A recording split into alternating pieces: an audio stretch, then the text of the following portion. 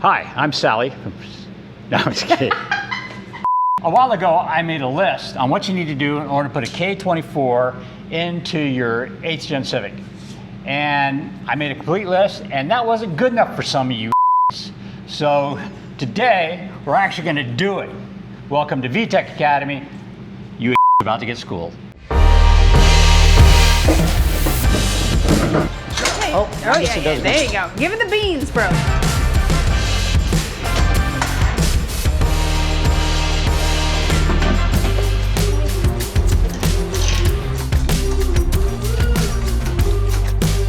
We went ahead and grabbed Sally's engine early so that we could start getting a few things done on it. But let me show you some of the differences here. First off, the oil pan's steel. That means it's not going to work. The engine mount, rear engine mount, is actually on the oil pan on her engine, so obviously there's not one on here, so we're going to need to change the oil pan. Now, the oil pan is also deeper, so that means we've got to change the oil pump on top of that. There are some other things going on as well. The intake manifold, although we could probably use it, we're not going to use it. We're going to take it off and use the RBC manifold that comes on her engine.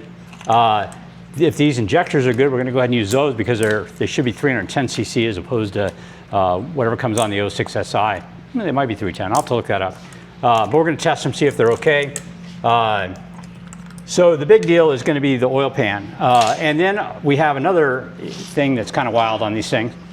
Over here, notice this alternator. The bolts that hold the alternator come in from the side here. On the 06 Civic, there's one here and two on the bottom. They come in like that. This pump, tensioner, and alternator is different. So we're going to be taking all of this off, and we're going to be taking the one from her stock motor and putting it on as well. Today we're just going to strip it down. We don't have her car here, but once we do, we'll transport parts from that onto this engine. Another thing we're going to do is we're going to take her K20 crank pulley, put it on. That actually is going to free up a little bit of horsepower. That's just basically an underdrive system setup. It should work fine.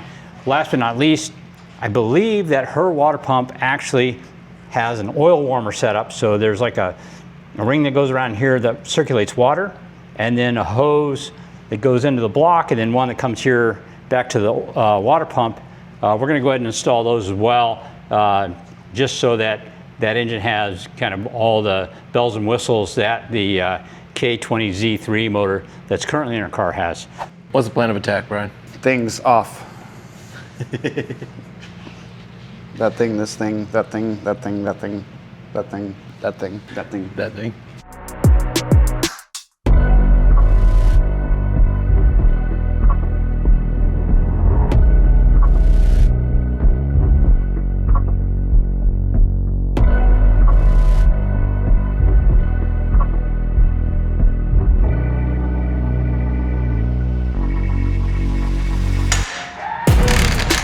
There we go.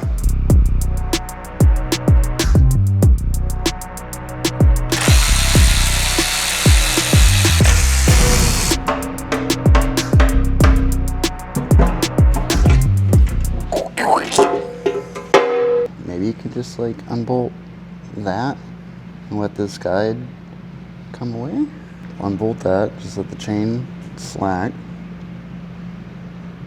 Set it back on there, put the slack on that side, bolt it back on. It sounds so easy. We gotta go to the library. We gotta go to the library. You know, sometimes they got some good information there. It's not just for the unhoused to go check their email. Oh, I was looking for microfiche actually. Microfiche. I haven't heard of microfiche in so long. So wait, you guys had to go, look things up, get a little thing, put it in the machine, and then look at it? You just didn't have AI write the whole thing for you? Nope. Nope. Microfiche.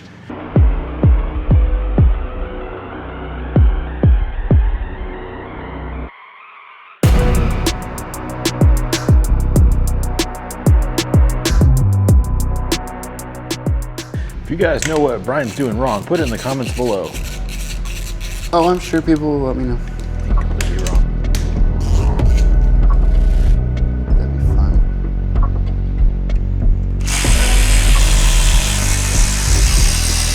You did good, kid. Damn good.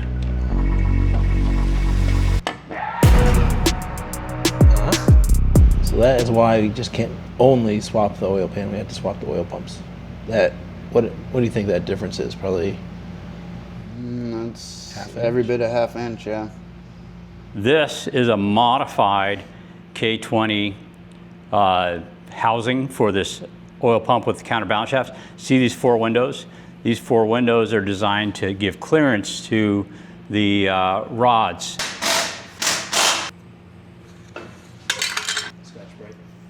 Yep.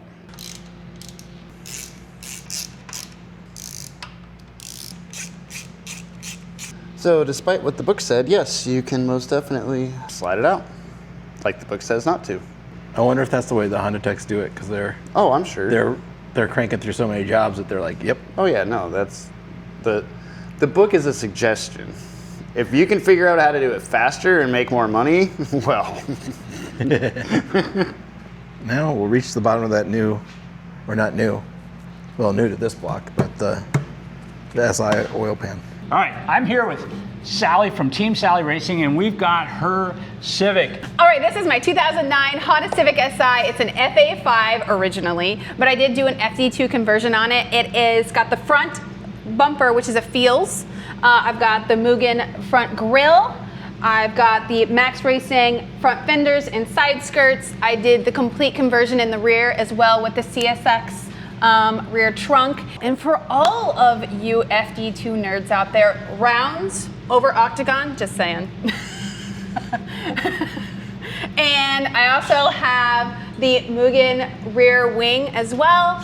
So it's pretty much a complete conversion to an FD2. The only thing I really just don't have that's cool is the K24. The K24 makes this so much easier to drive and so much faster. It's not even funny. So I mean, that's, right now the car is pretty gutless. Yeah, that's one of the things we're going to do today. I can't get out of its own well, way. the thing, exactly. That engine is awesome in the smaller cars, but in the bigger car, it's less than awesome. So I mean, it's still super desirable and everything. And the Type R motor has a little more power. There's a Type R motor right there. But we're not going to put that in. We're putting in a K24. We're putting in a JDM K24 off of, I believe, out of a Honda Stream. So that engine in here is going to give you a ton more low-end torque. It should give you the horsepower of a Type R at slightly lower RPM, so it should really improve the performance. Yes. So, and if you've got a passenger in your car, it'll help out a ton. Yeah. So, if you have one passenger in this car, it's even more slow. Yeah. So honestly, I'm really excited for this swap, and I think this car will be a lot more enjoyable to drive. I think it, oh, for sure. Because if you're not in VTEC, it's not going anywhere. Yeah. You got to ring a snack in order to get around town. Oh, absolutely, Yeah. absolutely. Yep. So, but I really do love this car. It's one of my most favorite things that I've ever put together, and the car is 100% just like a head turner. I take it anywhere. I've had people in the parking lot ask me to buy it. They don't even know what it is. What kind of car is that? Can I buy it? And I'm always like, not for sale. I have actually probably have like 4 people that want to buy it. They're on a list that if I ever did sell it, that want me to contact them. Oh, that's funny. It's not for sale, ever for sale. But yeah, I do love this car, but it's starting to, it needs some help. It needs some oomph.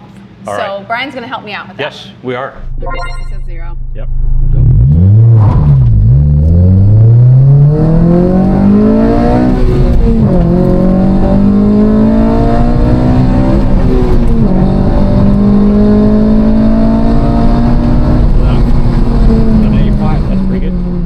We'll do it one more time. That was better. Oh yeah, that was good.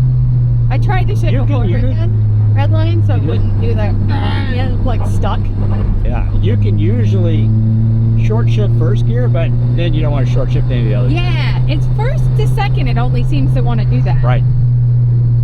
But I'm saying for the purpose of acceleration, short shifting first to second is not a bad thing. No. It doesn't really hurt your Well, it your doesn't acceleration. Really, you're not really doing much of it anyway. Right. Exactly.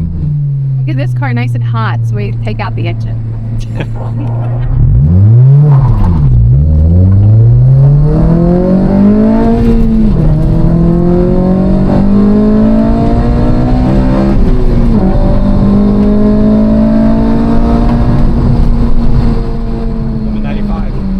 I think the first one was better. Yes, it was. It's usually what happens. It gets hot. When it gets warmer, it gets worse. The first 4 things you do when you have the car down before you lift it up in the air is you first take the negative battery cable off. The second is you take the radiator cap off, then you take the oil cap off. That way the fluids drain nicely. The other thing you need to do is you need to take loose the U-joint at the steering, because we're going to be dropping the rack with the steering. So to prevent having to come back down again, do that too. We're going to go up in the air, drain the fluids, disconnect everything we need to do from underneath. Up we go.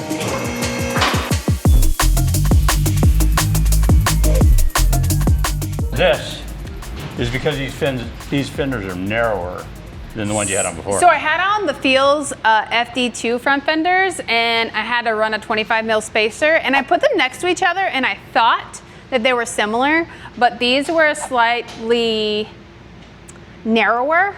So I have a 25 mil spacer up front. Unfortunately, my tire hit this and damaged my brand new fender. So it looks like I'm gonna have to go back from like a 25 mil spacer to maybe like a 20 mil spacer. And so this won't happen again. So I gotta get this fixed. I just put these on here. I literally just put these on here. This like made me cry.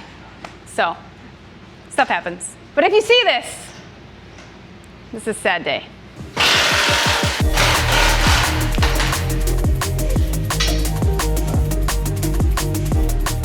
Yeah.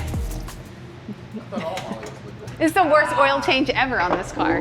Getting the filter is crazy. Just love having to take the passenger side wheel off to do an oil change. It's my favorite.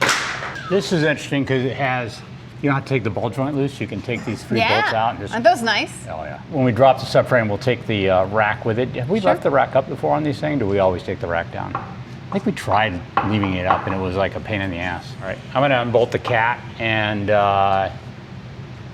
shall we start draining the radiator?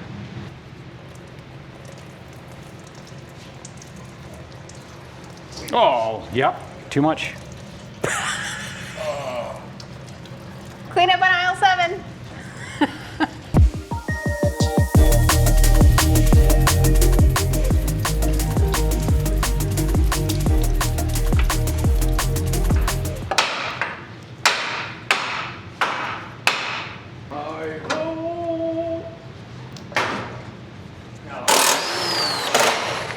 If this was a RSX, this ball joint's a bitch to get out, so I usually just take the lower control arm off and then just swing it out of the way. But on this car, it's got 317s. Super easy. So easy. So you just basically Love that. take that off, and then you can swing the knuckle out. What is that? This'll work. Ready? Nailed it. Nailed it.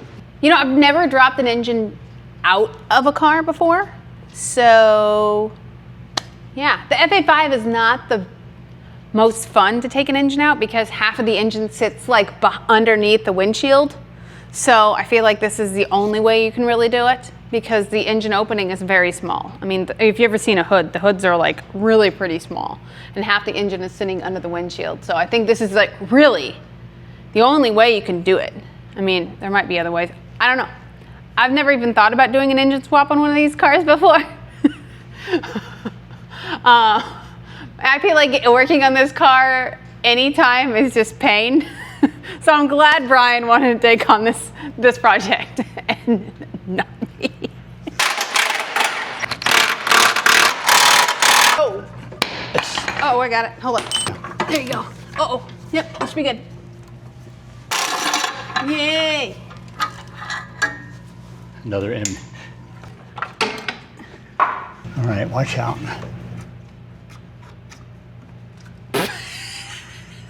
Look at all that water.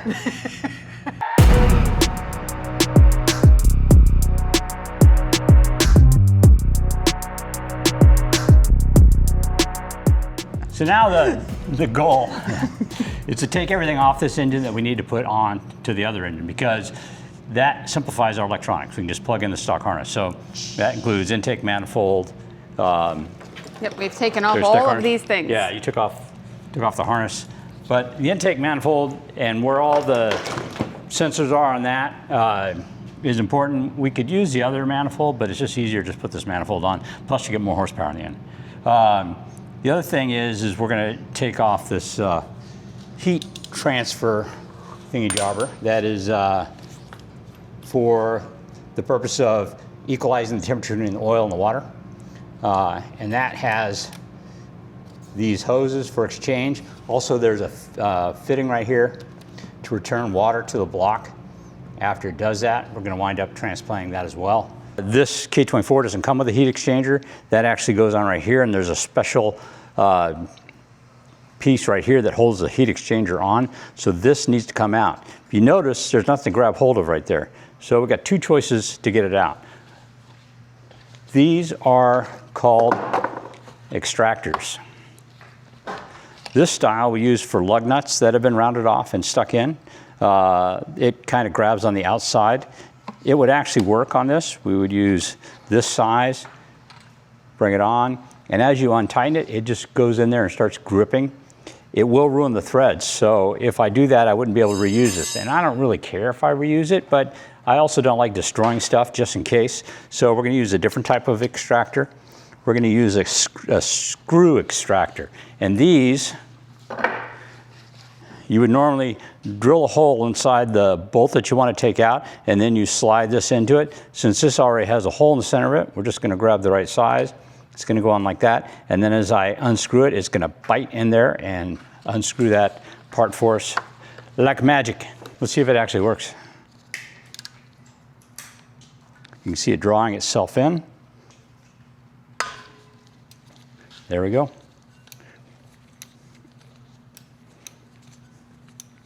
Now to get this out, what I usually do is take a set of soft jaws on aluminum vise, clamp down on it, and just kind of tap it with a hammer a couple times, and that usually will bring it right back out again.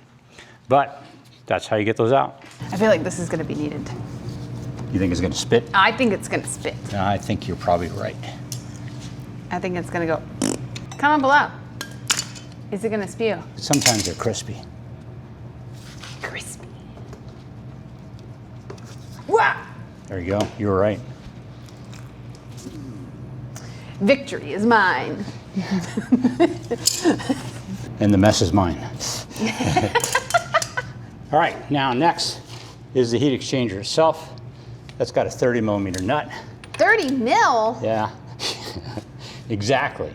Unlike Isn't the axle nut only like, what is the axle nut? 32. Oh, dang. Oh, 36 on yours. That's huge. So there's that. There's that. All right, sick. And it's an oily mess, just like the O-ring. O-ring seal, the Yeah. O-ring on a. So if we actually just screwed that little fitting in there, you could just put a oil filter alone by itself on there. Washer. Oh, yeah. This is already drilled and tapped hole. There's a port for that piece. There's a plug in here we have to remove.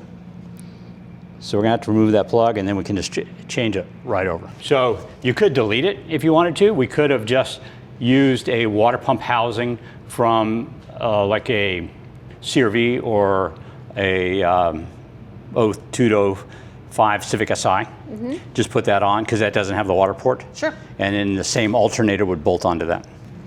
One to pry and one to shove. Oh, there we go. There we go. That's it. Oh, Might need a new O-ring. yeah, that was a little, it's like the bottom of the ocean. All right, we'll clean that up.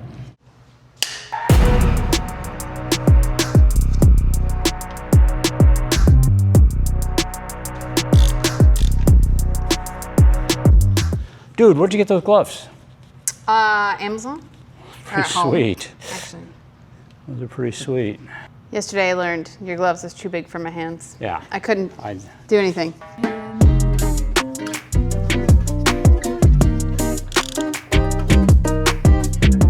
Yeah, I'm sure there's a torque spec. Don't know what it is, but probably doesn't need to be tighter, much tighter than an oil filter. Well, tight enough that Brian's spec. when you take the oil filter off, it doesn't come with it. Tight. I think sometimes when people do the remote filters, this particular piece isn't steel, it's aluminum, and they over torque it and pop it apart. So, I could see that. yeah, but these are steel, so you don't have to worry about it.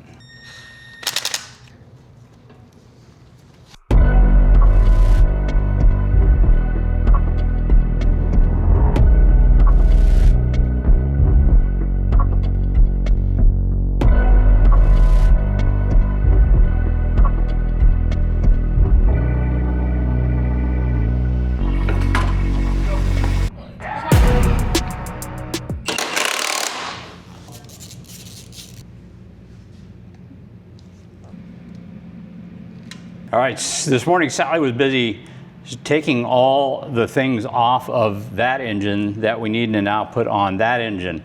There are some things that are different. The alternator, which means the water pump's different, all right, which means the tensioner is different. Of course, it has an idler pulley because there's no power steering pump. We want to use our stock wiring harness. This is the thermostat connected with the hose. We can reuse these items. But now what we need to do is transfer, a couple other things too. Sorry, I'm getting ahead of myself. The oil pressure light for the dash, it's different. It's got a different connector, so we do that. The crank angle sensor is different, so we needed to switch that over. And the knock sensor's got a different plug, so we need to switch that over. And our VTEC solenoid mechanism, whatever, that has a pressure switch on it, so we need to swap that over too. And that'll be a perfect opportunity to see how dirty the one is on your new engine and kind of see how dirty the one is on your old engine, just for the heck of it. So anyway, that's what we're going to do now. So the installation is is backwards of removal. So yeah, pretty straightforward, pretty easy to do. So now we're going to go put all that stuff on there. Once we get it on the engine, we get the engine down on a stand and put the clutch and flywheel and transmission on and wiring harness, and then we're ready to go back in the car. One of the things I recommend is this right here. This is her K20 crank pulley, and this is the one that was on there for the K24. The size difference. I mean, look. Yeah, quite a bit of difference there in size. Now, why this one's larger than the K24 and smaller than that? Probably because this operates at higher RPM. Yep. So this is actually going to be like an underdrive pulley. It should actually free up some horsepower. So you should actually get a little bit more horsepower with this. So it'll be interesting to see. I mean, I don't want to do but more importantly, we can use your old accessory belt. Yes. So all that stuff will go right on this engine, and I'll make it easy. Just make it easy. All right.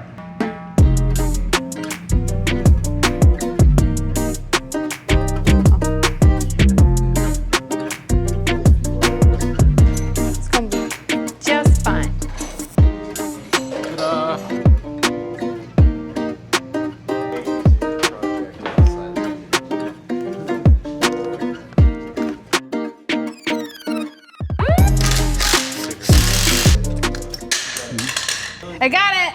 Wow. Let's see your filter here. That's not too bad. Oh, it's not bad at all. No. You did oh, that's right. This engine was rebuilt.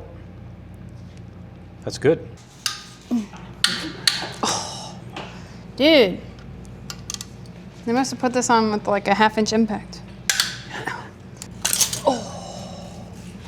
Bruh. That's pretty clean too. That's pretty clean too.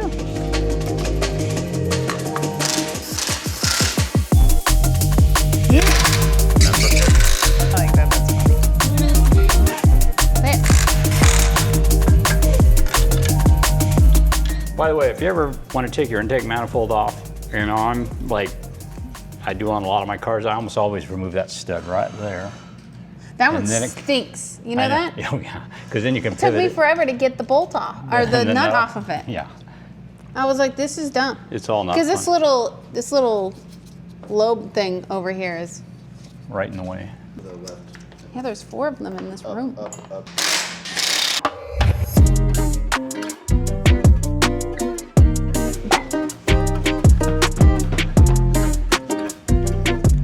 It's okay.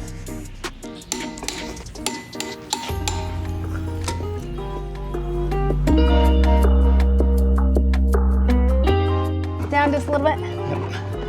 Right there.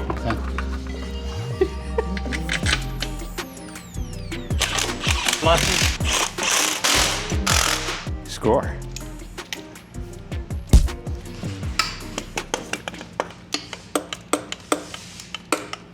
This sounds like some Caribbean beat.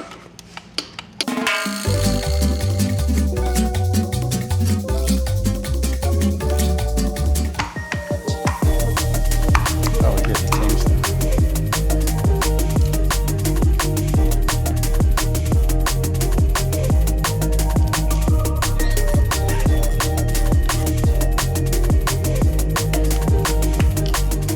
We're going to be replacing your mount kit with Hasport mounts. Yes. All right, and you're doing the total kit too. We have actually two options where some people just opt for the rear mount because it reduces engine movement. Some people opt for the rear mount plus a new torque mount for the driver's side, and you're getting the whole works. So let's talk about that a little bit. So first off, this is the stock mount. A lot of people call this a pillow mount. So it bolts on the frame rail. It has like a brace that goes to the firewall. Like that. And then it has this piece that goes to the engine. And then it has this mount that goes back to the shock tower. So basically, There's a lot going on there. There's a lot going on. This is basically to just kind of support the weight and keep vibration to a minimum. And this is actually to keep engine movement to a minimum. Sure. So that's quite a bit going on there. What winds up happening is our mount like this actually extends the life of this mount. But if you're going for the full mount setup, it's like this. This That's bolts nice. on the frame rail. Okay, yeah. This bolts to the side. And then instead of a mount going back to the shock tower, we have just a straight brace. Ooh. So that makes it rigid. And then the mount itself is this right here. This goes in and attaches the engine. Sure. So, which brings up an interesting point. If you have the stock engine, this is your stock bracket, and our mount goes right to that. But you, of course, have opted to switch to a K24, and this bracket doesn't work on a K24. Oh, So all right. what it works with is the universal Hassport K-Series block bracket. See, it has dual sets of holes. This is if it was a K20. Oh, okay. That's if it's a K24. And this slot actually allows it to work with a K24Z, which we're not doing. But anyway, But you have so many options here. well, you have all the options. So That's really cool. yeah, so that works out. And then we got a transmission So side. let's say you had a K20 and you're like decided to go 20, you can still use this. You can still use that. You can still go bill it. So you should buy this for your K20 when you go 2024, you still can use this. Looks way cool. And you can get these anodized black too. Oh, see, look at that. Just got to ask. All right, engine mount side. This bolts to the frame rail, this part right here, and this bolts to the top of the transmission. Again, it's what some people call a pillow mount. So it's like that. Sure. And our mount is a little bit more like a standard mount. You have, this takes place of this bracket, bolts to the frame rail, and then this mount bolts to your transmission. Nice. So, and it really doesn't matter which transmission you use, because we have a different mount for different transmissions. For different transmissions. So I gotcha. So let's say, because we know the 8th gen transmission is kind of weak and sometimes blow up some gears. So let's say somebody decided to get a different transmission. Like a 2012 SI transmission. Yeah, or even a 5-speed transmission like from the Accord or whatever. Yeah, so if you're, this bolts to a lot of those transmissions. This bolts to the 08 up Accord, 09 up TSX, the 2012 Civic Si, and of course it also bolts to the RSX transmission and to your transmission, That's quite a bit. and EP3. So, and the only other choice would be 03 to 7 Accord or 04 to 8 TSX, and there's a different billet piece that goes with those transmissions. So you could do anything. Changes your shifter mechanism a little bit, but there's solutions for that as well. Yeah. So anyway, and the rear mount. The rear mount is basically just a torque mount. So do I have the rear mount here? Ah, there it is. So that is the replacement for the rear Yeah, mount. it's way better. Yeah. It's particularly important if you see these air gaps in here. That allows for a little bit of movement. So what winds up happening is quite often if you got a K24 and a header, this moves a little too much. So what winds up happening sometimes on downshifts, the engine shifts and the header hits the firewall.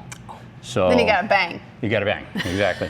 So this cuts that down, and you can even get, obviously, you can get all the Hassport mounts in different stiffnesses. So if you need to, you're driving it like a crazy person or a professional race car driver, as like yourself, you may want even a stiffer rear mount. So, but So we're when I doing take 60. those, when I go to Mexico, for sure. Yeah, yeah, very good. All right. So anyway, we're going to install these in there, and then we can hang the engine. All right.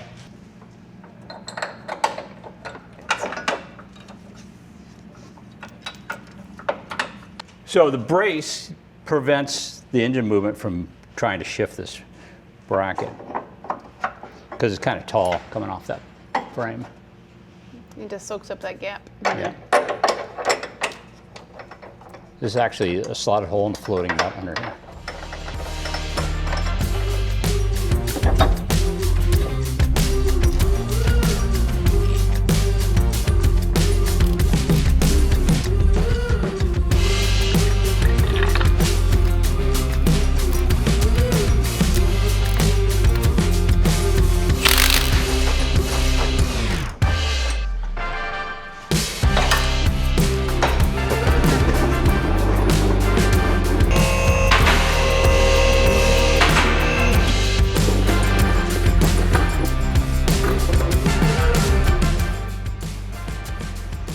Hold on just a moment. So what happens is this is where the ground attaches to. Oh, smart. This guy right here. Yes, exactly. Thanks. I'm the one that developed that. Smart. Because we were sitting around and said, What do we need to probably do? somewhere around 2010, and we were trying to make 06 SI mounts, and like, whoa, it needs the ground. Yeah, the ground strap. Like, We started thinking about it it. was like me, Brian, Keith, Because you needed to ground Scott. the car. possibly Rob was standing there like, well, what should we just like tap the mount? I'm like, well, what if we just do And that's why that bolt's slightly longer. what if we just do a tab? Smart. I see you.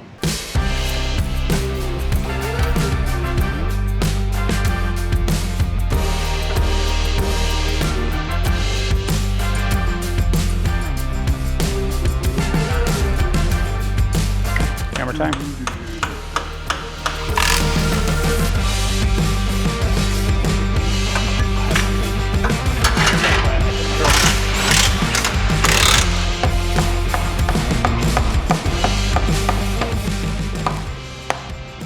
Didn't even hit my fingers. That was awesome. The girl is short. She cannot reach.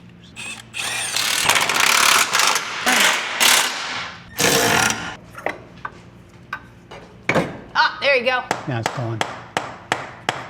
It went. Is that good? We're in. Your synthetic blend. I got a question for you. You use something I don't use. Now, I have a lot of guys ask me all the time about race car stuff. What do you use when you race? What do you use? Because you actually are a race car driver. Let's see. Let's talk about your accolades. Oh, Yeah. Miatas. Spec Miata. You raced for Honda. I did from like Insane. 2019 to like 2022. I raced for Hyundai from 23 to 24. Okay. And this year I'm doing Mazda stuff. Mazda. Oh, the Miatas and Yeah. things like that.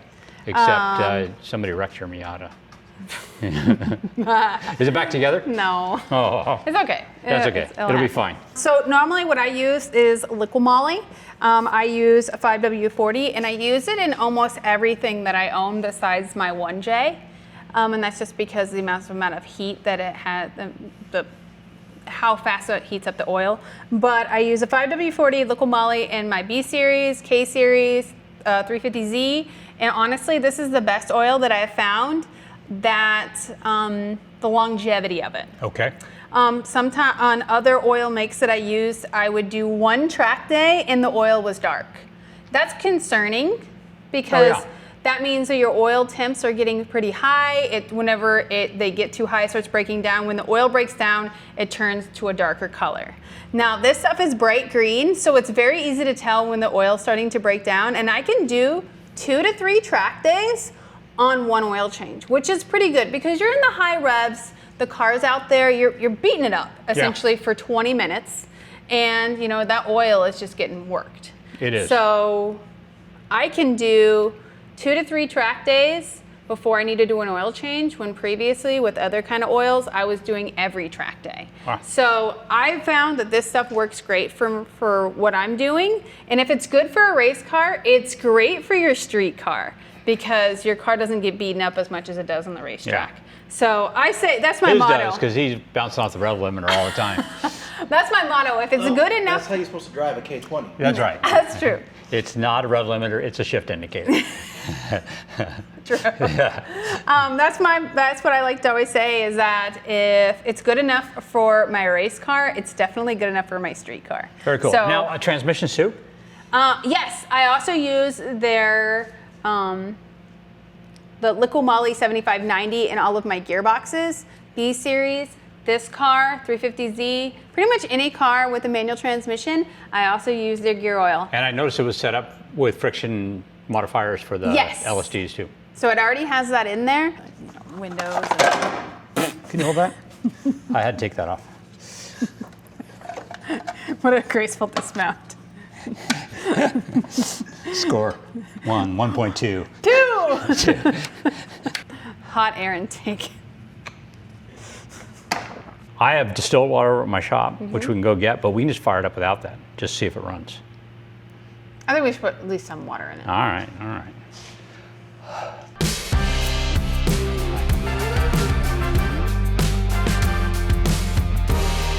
This is for Instagram right here. What are you doing it for? All right, here we go.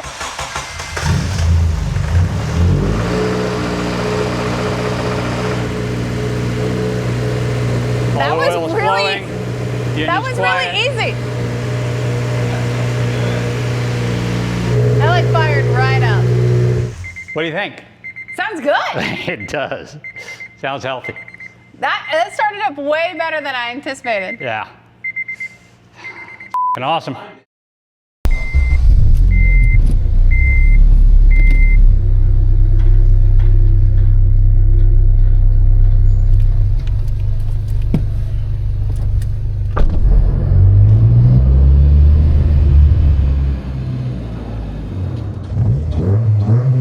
So far, I like it.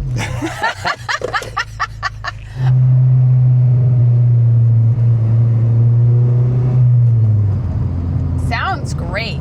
It does sound good. I does. think the deeper rumble is just really makes it a lot more fun. Oh yeah, absolutely.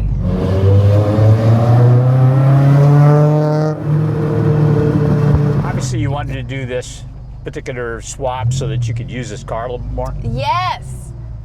Because I'll be honest, this car was pretty slow and kind of boring. Yeah. So now, with a little bit more punch, Yes. it's more fun to drive. And It I is. have to say, I put a lot of time into this car. I'm not gonna lie, 3 years ago. And then it sat for like a whole year and a half, and it just sat in my driveway. Right. And I recently decided to start driving it again. And then that's whenever you came over to the shop and you're like, what's that K24 sitting there? And I'm like, well, I would like to put it in my 8-gen eventually. And you're like, well, let's do it. Absolutely. So now this kind of like piques my interest to drive it more.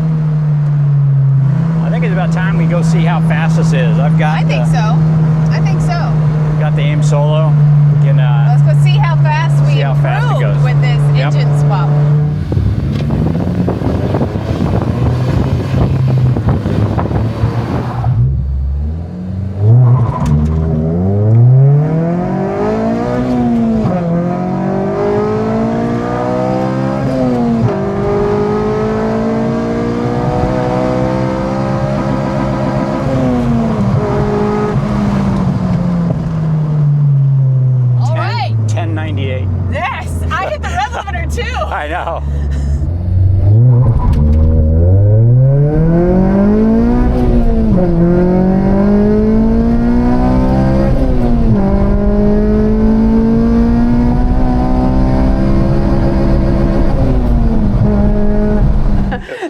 That last run was so much fun. We totally forgot to shoot anything, and we were giggling so much. Oh man, that car! This so car much is faster. so much faster, so fun.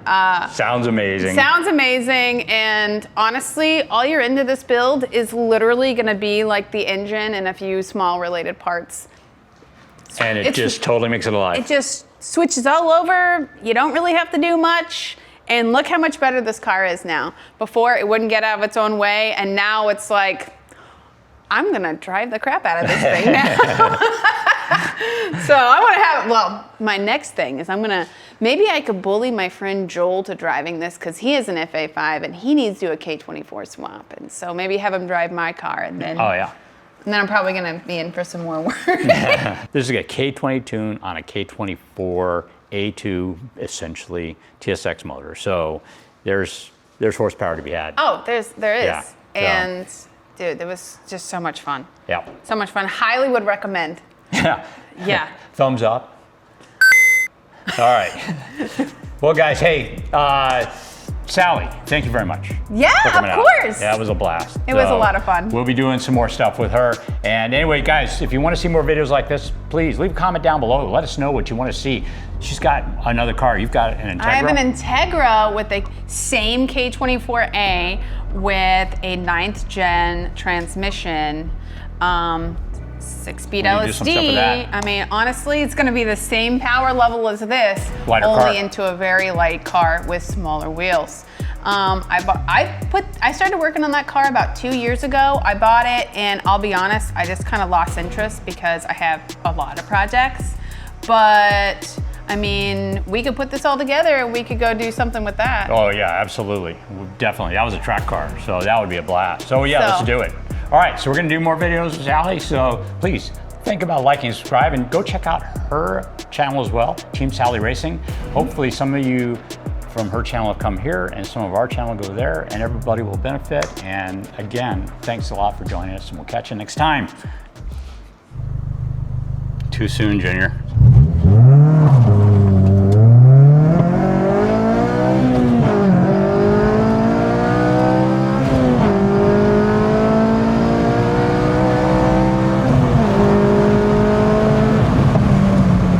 I got schooled. Barely. Barely.